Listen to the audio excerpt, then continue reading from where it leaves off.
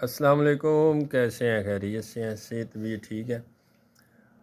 اچھا، کئی بندوں کا سانس جو ہے وہ پھول جاتا ہے چلنے میں یا تھوڑا سا کام کرنے میں، تو کئی بندوں کا دمے کی وجہ سے، بلغم کی وجہ سے، بلغم کی زیادتی کی وجہ سے سانس کا پھول جانا یا دل کی پمپنگ کی وجہ سے سانس کے پھول جانے کی تکلیف ہوتی ہے۔ اس کے لیے دو چیزیں بالکل آسان سی ہیں۔ السی ایک بیج ہے، عام طور پر سردیوں میں عورتیں پنیاں بنایا کرتی تھیں۔